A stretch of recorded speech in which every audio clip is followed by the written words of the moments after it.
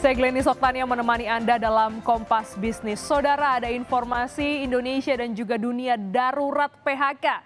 Mencari kerja dipastikan makin susah, khususnya sektor padat karya seperti tekstil dan alas kaki.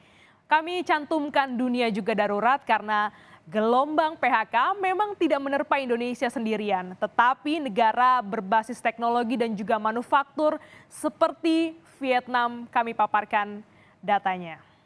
Tapi sebelumnya, saudara, walaupun Indonesia sudah tak dipusingkan oleh pandemi, tapi dampaknya masih terjadi, dampak nyata masih terjadi, bahkan semakin menjadi-jadi.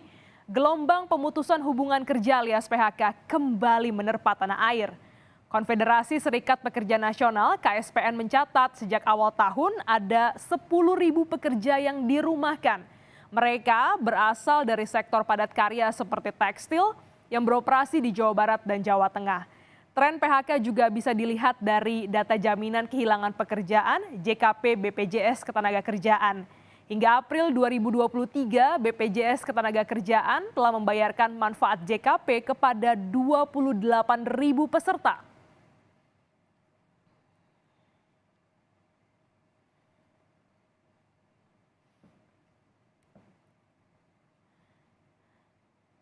Seperti yang tadi saya sampaikan, saudara, gelombang PHK ini juga melanda Indonesia dan dunia. Khususnya adalah sektor padat karya seperti tekstil dan alas kaki. Seperti janji kami di awal, kami cantumkan bagaimana datanya ya. Karena gelombang PHK ini juga menerpa sejumlah negara berbasis teknologi dan juga manufaktur. Sebut saja Vietnam.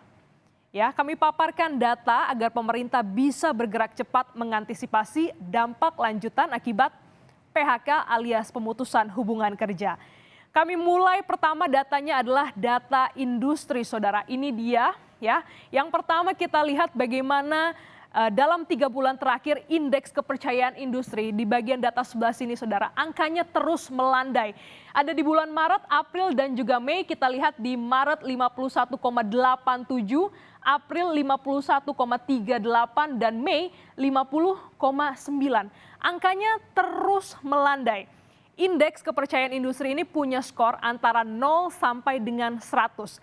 Apa artinya? Semakin tinggi angka, semakin baik ya keyakinan pengusaha untuk berekspansi. Tetapi semakin rendah, itu artinya makin banyak perusahaan yang menahan modal untuk menambah produksi.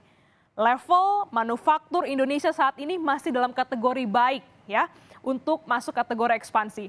Hanya saja kemampuannya yang makin turun.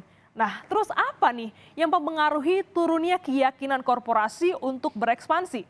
Paling besar adalah daya beli masyarakat yang juga makin lemah. Bagaimana kita bisa melihat adanya daya beli yang melemah? Indikator yang paling mudah adalah melihat dari data inflasi, saudara. Data inflasi yang kami punya ini dari bulan Maret, April dan juga Mei. Kita lihat juga angkanya terus menurun. Dari bulan Maret adalah 0,1%, April 0,2% dan Mei 0,0%. Inflasi inti ini sebagai gambaran bahwa harga yang dibeli masyarakat semakin mahal. Sederhananya begini, saudara ya, untuk bisa menggambarkan daya beli dan juga inflasi. Gaji atau pendapatan Anda tetap, tetapi setiap bulan harga seperti baju, telur, bahan kebutuhan pokok, sepatu terus naik. Jadi kira-kira kebayang ya, paham saudara kalau ada yang bilang daya beli masyarakat lemah. Oh, ini artinya gaji yang kita terima nggak naik, tapi harga barang-barang pada naik. Data yang kami paparkan tadi bahwa perusahaan atau pabrik tidak menambah kapasitas produksi. Inflasi inti melambat, daya beli melemah, dikuatkan juga oleh pernyataan Wakil Ketua Umum Kadin Indonesia bidang investasi, Sinta Kamdani. Pada kompas.id, ia bilang bahwa pelaku industri tidak merasakan adanya peningkatan permintaan pasar domestik. Kemungkinan efek akumulatif inflasi terhadap daya beli masyarakat, lapangan kerja baru melambat karena iklim usaha yang relatif stagnan. Orientasi produksi manufaktur di Indonesia tidak hanya untuk pasar domestik atau dalam negeri, saudara, tapi juga tujuan ekspor. Lemahnya daya beli tidak hanya dialami Indonesia, tetapi juga negara-negara maju seperti Amerika Serikat. Apa dampak nyata dari pelambatan yang tadi kami sebutkan? Yang di depan mata adalah PHK alias pemutusan hubungan kerja. Organisasi Buruh Dunia atau ILO di awal tahun sudah mengingatkan waspadai gelombang PHK. Waspadai. Wah, ini sudah ada warning di awal tahun. Tapi nyatanya saudara, jumlah pengangguran di Indonesia juga makin bertambah. Kami coba bandingkan data ya sebelum dan juga setelah pandemi COVID-19. Kira-kira seperti ini datanya saudara, di Februari 2019 ada sebanyak 6,82 juta orang pengangguran. Bagaimana dengan Februari 2023 ya, setelah pandemi ada 7,99 juta orang. Ya, ini juga angkanya terus meningkat. Tak hanya itu saudara, ada juga ya sekitar 3 juta lebih orang juga mendapatkan pengurangan jam kerja. Kalau jam kerja berkurang, otomatis nih saudara ya, pendapatan juga berkurang. Karena nggak mungkin perusahaan tak dapat laba tetapi membayar pekerja dengan nominal yang sama. Terkait dengan kondisi ini, Indonesia tak sendiri. Kami bisa bilang industri manufaktur juga tak sendiri. Negara tetangga paling dekat dengan kita, sebut saja Singapura, juga menghadapi kelamnya data ketenaga kerjaan. Ya, kita lihat bagaimana data Singapura. 80 dari 100 perusahaan, saudara. Wow ya, perusahaan teknologi di Singapura melakukan PHK. Ada juga data dari negara Vietnam. Ini mirip-mirip ya, basis manufaktur padat karya seperti Indonesia.